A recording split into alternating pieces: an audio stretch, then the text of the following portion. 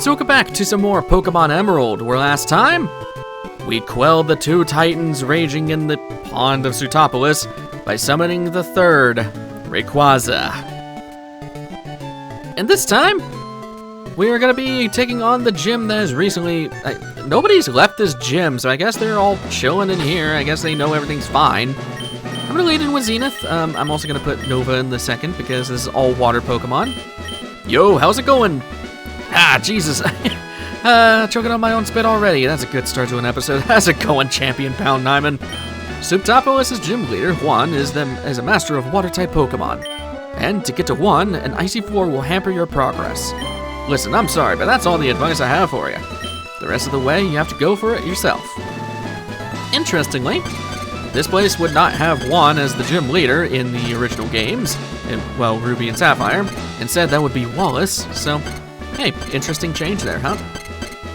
So I do suggest that you break all the ice except for when you get up to, I'm gonna actually cut it off.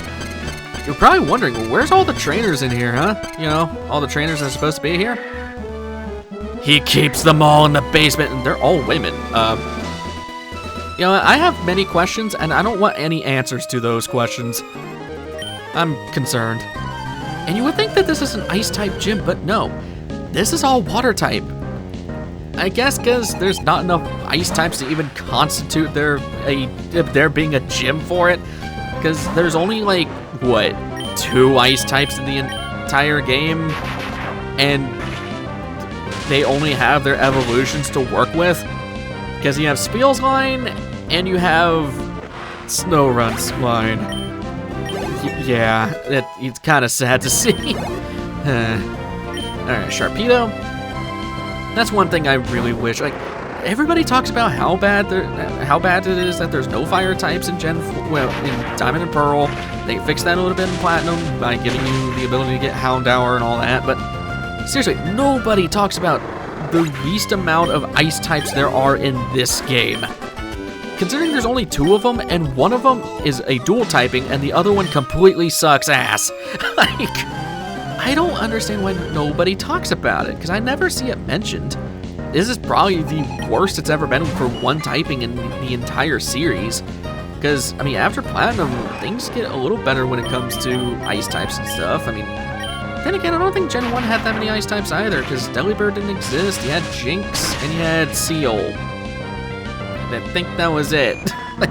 So, I mean, I guess there's a silver lining somewhere, but it would be so helpful to have a friggin' ice type in this game, and I wanted to use Spiel, but the thing is, Spiel shows up so late as a water type, and I wanted to have a water type earlier on because of, well, Flannery and all that, so that's why Spiel did not make the cut, but hey, who knows? Might make the cut in the future game. Who knows? Because I actually really like Walrein. Walrein's a really good water type, and I like it a lot.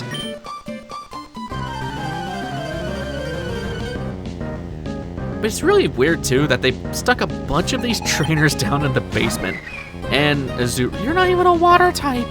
You're a pure normal type, I'm pretty sure. We're going to find out real quick by thunderbolting you. Yeah, you're a pure normal type. Which is so misleading, and I wish they would change that. I'm sorry. That thing should just be a pure water type. I don't know why it's not. It's so weird. Also, am I the only one that thinks it's really weird that Azumarill got the water fairy typing? Because, like, I know fairy's already a weird enough type as it is. It's kind of hard to describe what a fairy type is besides, you know, pink. But why is Azumarill of all things? I understand it for, like, Wigglytuff. Maybe I can understand it for Granbull, but Azumarill. You know, the thing that looks like just a little... I don't know what the hell it is, to be honest. It's like a weird water rabbit thing. I don't I mean, it's a really good typing. It's very overpowered. Especially if you played Scarlet and Violet, because putting on an Azumarill with Play Rough and also friggin' Belly Drum will literally nuke everything on the field. And thanks to Scarlet and Violet, you can easily get its EVs to just be perfect, so... kind of wish we steered away from the whole competitive battling thing in Pokemon games. And at the time of recording, Legend ZA had just come out, so I have not I feel bad not getting the game on release, because usually I try to get a Pokemon game on release, but I still do not have a Switch 2 just yet because I was waiting for a good bundle. And lo and behold, ZA is going to have a bundle with it, so I'll probably just wait till like Christmas time to get it. But, what's it? From what I've seen, they're trying to lean into the whole competitive battling thing, because that's the biggest thing they have outside of the mainline games is competitive battling. And, like, I don't mind competitive battling, to be honest, but I don't know. I kind of just prefer to be out of the mainline games. Let people use what they want and not be forcing them into, like, competitive stuff so that they can get the items that they want. I guess I'm more just talking about the Mega Stones for, I think it was the Kalos starters, because I think those are locked behind ranked stuff or whatever, which is really stupid. But, I mean, if it's just one of those things where you just have to play it, you don't actually have to get a certain rank to get it, fine. As again, I don't know if that's the truth when it comes to ZA, because I've kind of cut myself in the dark about ZA, but if it's true that you have to be a certain rank to get those Mega Stones, that is incredibly stupid. Because not everybody likes competitive battling, and to sweat your ass off for Mega Stones just to have it on your copy of the game is ridiculous. But that's just me. That's just... And I know people are going to be saying, it's like, well, just get good. It's like, friggin' that's not the point. Pokemon's always been about, like, you know, younger kids playing Pokemon. They're not going to be competitive savants at this game, or any of these games. So, I don't know why they would do that. So that's why I'm kind of hoping it's just like a, hey, if you play during the season, you get the thing, or whatever. That's what I'm mostly hoping about, so... In which case, it's going to be kind of a pain in the ass for me if I ever get to play that game, because I'm hoping it's still around by the time I get to play and I can get the Mega Stones. I don't know why I'm rambling about ZA, but I digress. Speaking of ZA, the Mega Evolutions for some of the Pokemon look so freaking stupid. Case exhibit point of Starmie, where they just gave him legs. It's so weird. I'm not going to show it on screen in case you're... Well, this is going to be several weeks in advance before... or after the game has come out, but... Still, if you don't want to be spoiled, just look it up for yourself if you really want to see it, but it is extremely cursed. I do not like long-legged Starmie. It reminds me of the SpongeBob episode where Patrick has the little, the fishnet leggings on it. It freaks me out. These guys have really crappy Pokemon, I'm now realizing. I have been just rambling on about random crap in ZA this entire time, and I mean, hey, this is a good place to get to find Feebas. Yeah, considering Feebas is so damn rare. One day I want to use it on a team, then again Milotic is just really overpowered, and evolving Feebas is really complicated because they changed how he evolves in the later games. He's a trait evolution now, which I kind of disagree with. I kind of wish they kept the whole beauty stat thing, but I think it's just because Feebas was the only one that took advantage of the beauty stat, so there's really no point in that. Okay, so we played you. We'll just Shadow Ball the Love Disc. I'm really not scared of a friggin' Love Disc, of all things. Get rid of you. These fights take forever. No level ups. Water Pulse. Please don't confuse me, because that's going to be really annoying if you confuse me. Thank you. Okay. Take out a Shadow Ball. Although, I am surprised that Eclipse doesn't one-tap a Love Disc with a Shadow Ball. That's kind of sad, actually. Okay, well, just get rid of this other Love Disc and we'll be on our way. See you later, Stinky. I mean, it's a cute Pokemon and all, but God, does it suck. It really is just Water-type Sunkern. I mean, I think its only existence is just let you be able to get heart scales off of them if you don't have any heart scales. But at that point, I'd rather just reset the game and get the spawns from that. The Sublime techniques from Juan. Can't be all too sublime considering you guys really friggin' suck. And how... Okay, Pro. For one, you have a Love Disc. How did you get that thing to level 40? That's what I'm concerned about.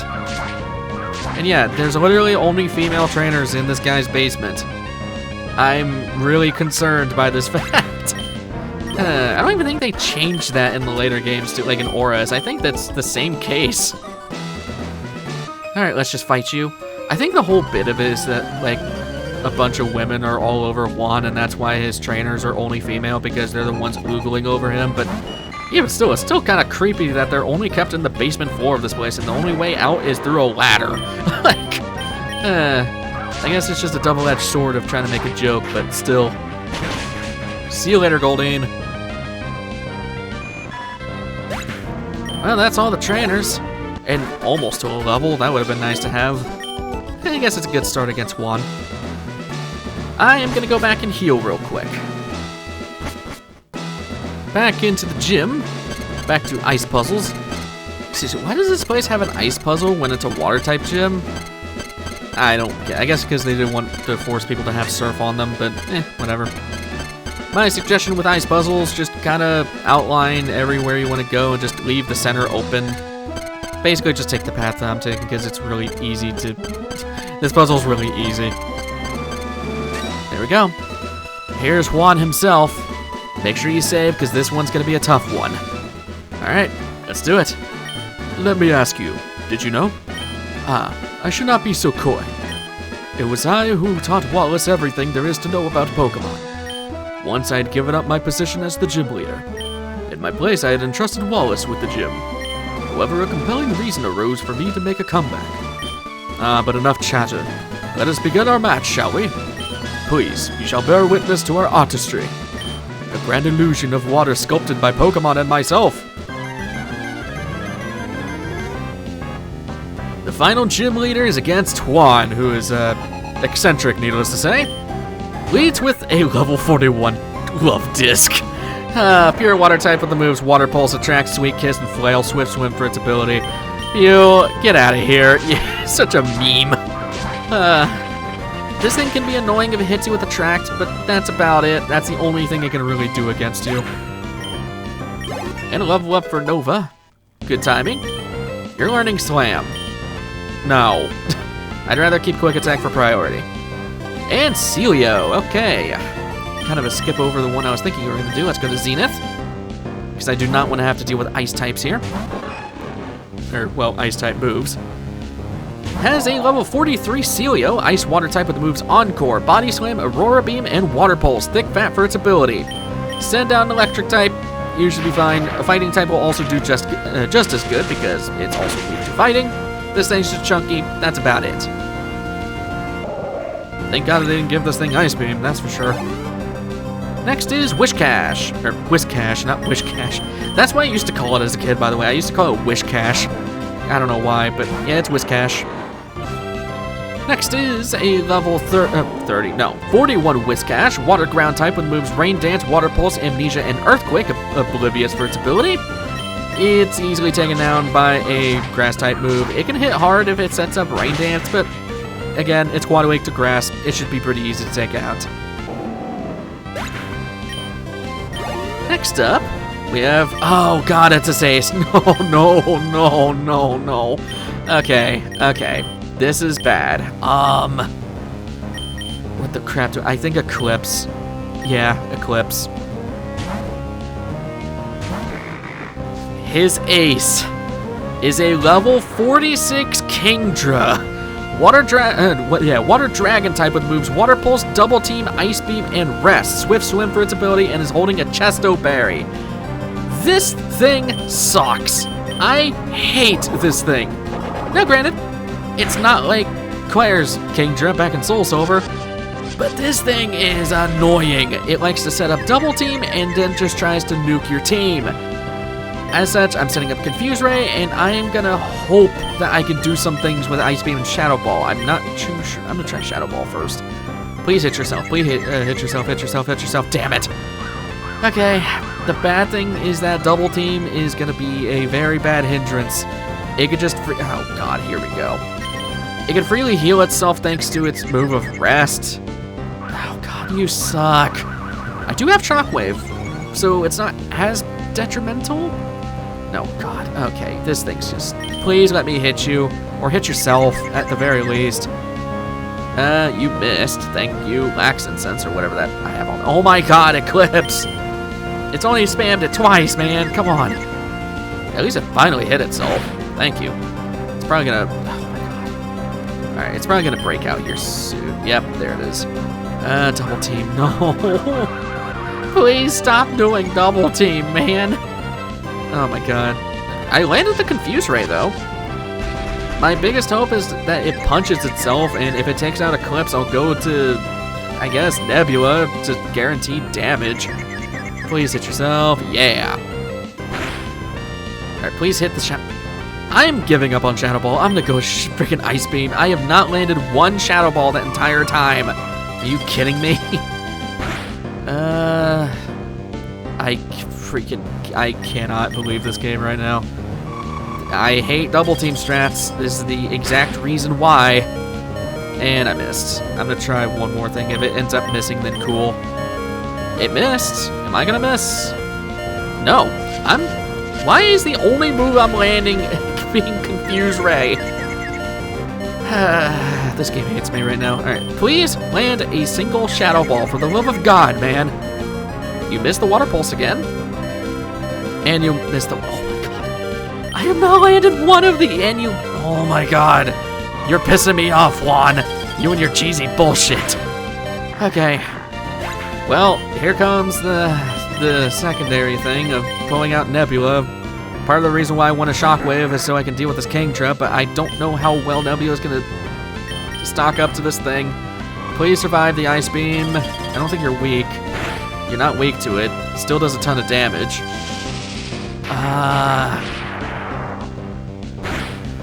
That does nothing. Oh my god. Okay. I don't know if it's a high roll. Either way, Nebula dies here. Shoot, man. This sucks. This is so it's just gonna spam Ice Beam. That's what it's gonna do. I have a choice, and I think that choice is gonna be reviving Nebula. Or, not Nebula. Nebula's already here. I think that choice is gonna be reviving Eclipse. Thank God I had those revival herbs. I thought Nebula could have done a little bit more than that, but yeah, you win.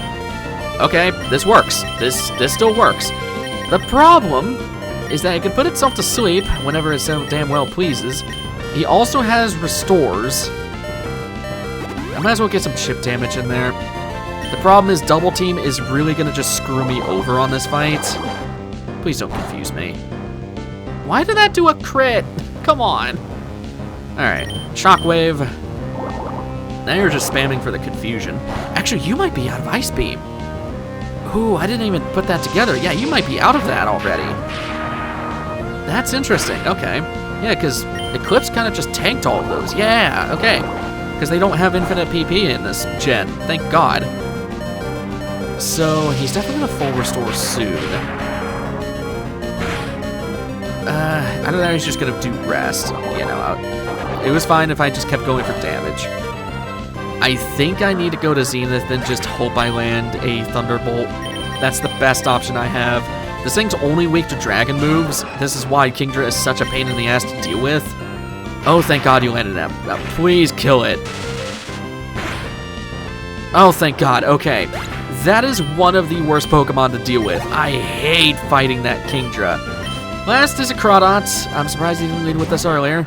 Level 43, Water Dark type with the moves Water Pulse, Crab Hammer, Taunt, and Leer. Hyper Cutter for its ability. Okay, that was situational. Thank God Zenith did not miss. Eclipse literally couldn't land an attacking move on that damn thing. Alright, we're done. Screw you and your bullshit, man. You pissed me off.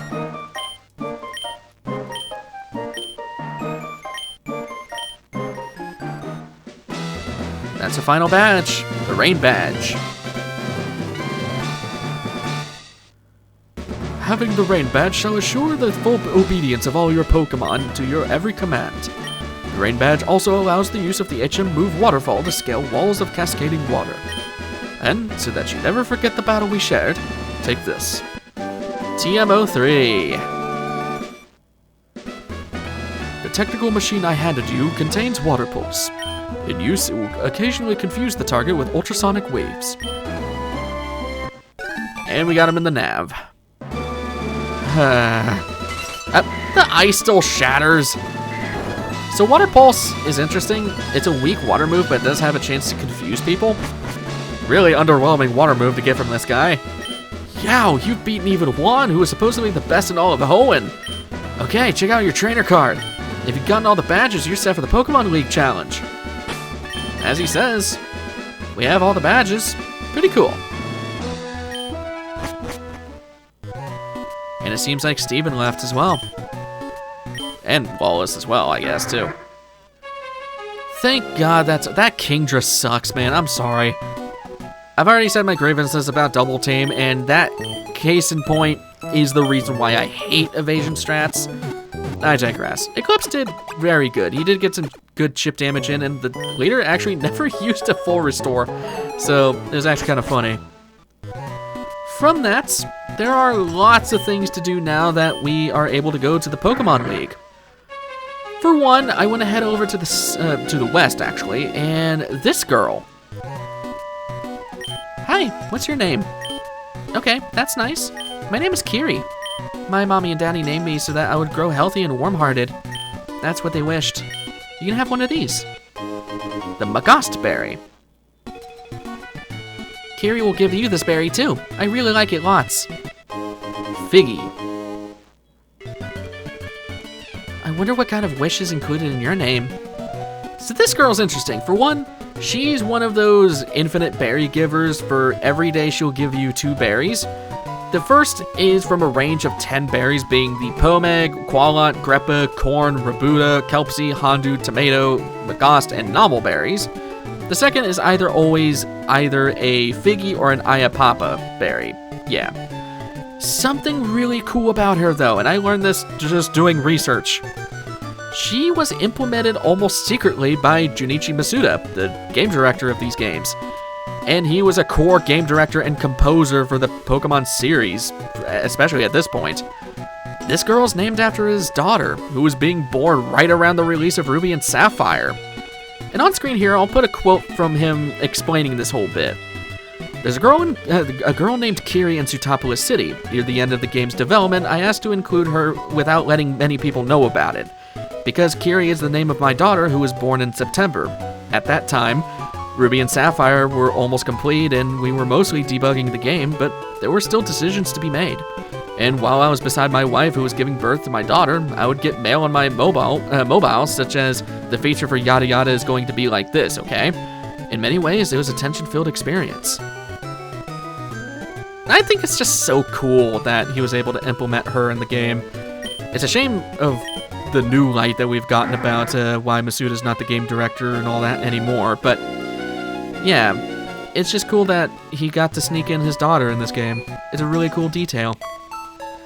So before anything, we got some weird prerequisites. Yeah, you speak. Ugh. I can't talk sometimes. I've been too excited about things. We're gonna need some things. For one, this is the time where we need our Whale Lord and our Relicanth that I still haven't named yet because it hasn't shown up on the series just yet. I apologize. We don't need anything else. Well, you will need something that knows the move Dig. I'm gonna go replace you and just put you down here. Yeah, I don't need Zenith right now. And you will need something with Dig. I think Pikachu can learn that. I'm gonna hope that it can. Otherwise, it's gonna be really awkward. So let's see. Actually, I'm pretty sure Pikachu can learn Dig. Why was it already ready for me? Okay, that was weird. Yes, thank God, because Relicanth and Whale Lord both cannot learn that, but you will need something with Dig. Get rid of Double Team, because I hate that move by every fiber of my being. And for those who know this game very well, you probably know exactly what we're about to be doing here today. Well, maybe not today, but, well, yeah, no, I think we got enough time in the episode for it. So, heading out of here, we're going to need to not surf. We need to fly over to Pacific Log.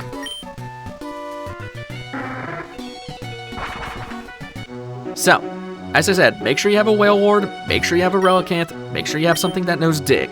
I know it's really weird. Trust me, this is already super cryptic as it is, but it's important. Pop a Max Repel. So, heading back into the western routes of 132, we want to go into the southern currents. So, I'm going to go here. So that takes you here. I want to go to this southern current, over to this island. You got these people running around, and then I think I want to stick to the south here. I'm hoping I'm fine. This takes us, crap. Okay, no. I think I screwed it up.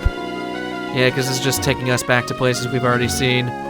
Just gonna make double sure, though, but I'm pretty sure we screwed it. Alright, going back to the start. This is really stupid. Alright, back here again. The southern route is still the correct choice. I don't think I need to, I don't need to go dead south there. I do want to go on this island. And I think I wanted to go a little bit further down. Like, as low as here, I think. Like, below the grandma. No, I did the same damn thing. Maybe it was actually up there. Let me try this again. So we go south. That leads us here. We'll go across this island. And instead of going where the granny was, I'm going to go above where the granny was. Like, right here. No, because that leads up. I think all of that leads up. Maybe I just need to go dead south, like right here. Also, you cannot run into Pokemon on the high tides here, so you don't need to worry about that. Okay. I think this is where I want to be. I am not sure at all. I don't want to fight these guys. Well, I'm gonna fight you, apparently. Interestingly, that guy had a Celio, so there's that. Okay, I want to hop onto here. Well, there's that one. Oh, Max Revive. Oh, hey, okay, I'm gladly taking that. Did not know that was here. I'm gonna guess here. If this doesn't work out, I'm just gonna look at a map of this place because I do not have one in my notes. So, okay, this is where the decision maker comes into play. I actually suggest you save here and all that because this is the island that you want to be on before you continue forth. So that's what I'm gonna do. Okay, make your guesses. I'm gonna guess here. Hey, perfect. This dive spot. Super obscure dive spot. There's a cave underneath here. And you have this weird trench that goes underneath all of this route stuff. This is the only dive spot in this entire area. I don't think there's any hidden items down here. Otherwise, I think we would have seen them already. This. Freaking Braille. This is cryptic as hell. Let's head to the surface. Oh, that was not what I was supposed to do. Okay, my bad. So, in Braille, okay, that's what is actually here. If you don't know what Braille is a language that the blind know. That is their basically official language of how they communicate with people, at least non-verbally. So, what this translates to in Braille translates to dig here. Or not. Am I confused? I'm confused. I thought I was supposed to dive out of this. Wait, what? Okay. You can see how cryptic this is considering I don't even freaking remember what I'm supposed to be doing here. What the balls? Do I just have to use dive? Is that what it is? Because I am confused. I thought I had to use dig there. Or, oh, I'm not into the thing yet. Okay, so then okay, so then I don't know what this means in Braille then. Never mind. What if I use dive? Not surf. That's what it is. Yeah, cryptic is all balls, huh? So you have all these different Braille things. And a very unique theming. I don't think this has any encounters. I'm not gonna go into craziness about how what these Braille messages means, but right here you have this. This, I believe, is the one that says dig here.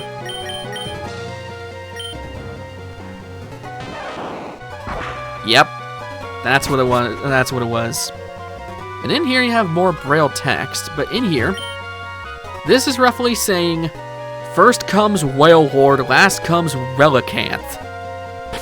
I am not kidding, that is what that translates to. So, put Whale Lord in the lead, Relicanth in the back.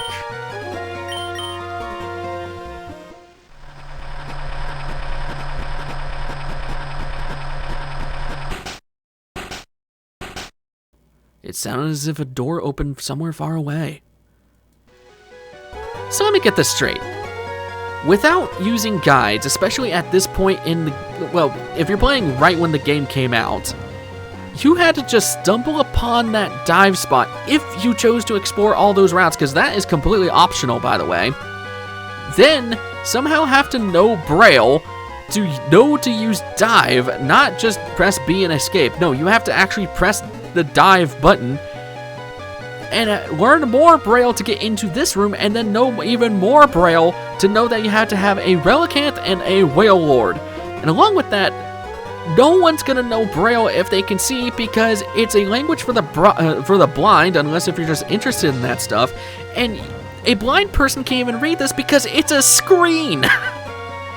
So you can't even have a blind person help you with it, unless if you had like Braille text to work off of. I'm sorry. I like this puzzle. It's a cool puzzle, but holy hell, is it so cryptic. I don't know why. I mean, this is the most infamous case of a cryptic-ass puzzle in all of Pokemon history. But seriously, what is the deal with this? Anyway. Okay, that's bullshit, because I pressed B to get out of here, and now it's sending me back into the sealed chamber. Okay, well now I actually have to come out of this place. What the balls, man? Anyways, that's all I wanted to go and do for today. We've already spent a bunch of time on this episode already, and I'm gonna have to skip some stuff out of that because of just trying to surf to get to the place. But this has unlocked some cool stuff. This has unlocked some cool stuff out in the world.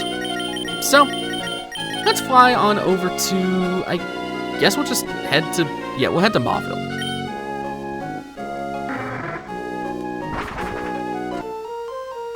And with all that said and done, I'm gonna end things off right here. So, next time on Pokemon Emerald, we're chasing after some pretty cryptic beings.